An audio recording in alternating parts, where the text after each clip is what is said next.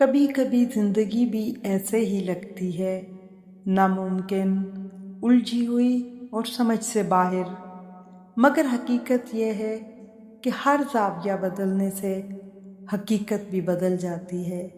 اپنی سوچ کا رخ بدلیں، راستے خود واضح ہو جائیں گے۔ مومن کبھی مایوس نہیں ہوتا، کیونکہ مایوسی کفر ہے اور ہمیں سکھایا گیا ہے۔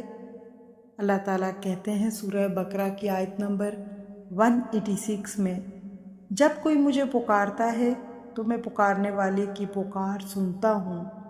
اور سورہ بقرہ کی آیت نمبر 286 میں اللہ تعالیٰ کہتے ہیں، اللہ کسی نفس پر اس کی جان سے زیادہ بوجھ نہیں ڈالتا۔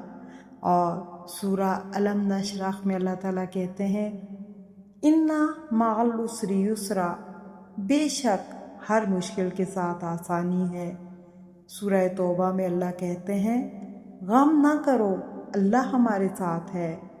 اور سورہ مریم میں اللہ تعالیٰ دلاسا دیتے ہیں، اور آپ کا رب بھولنے والا نہیں ہے۔ اور سورہ زمر میں آیت نمبر 53 میں اللہ کہتے ہیں، لا تقنطوا من رحمت اللہ، اللہ کی رحمت سے نا امید نہ ہو۔ اور سورہ صف میں اللہ کہتے ہیں، اللہ کی طرف سے مدد اور فتح عنقریب ہوگی، فقط اس اللہ پر یقین رکھو۔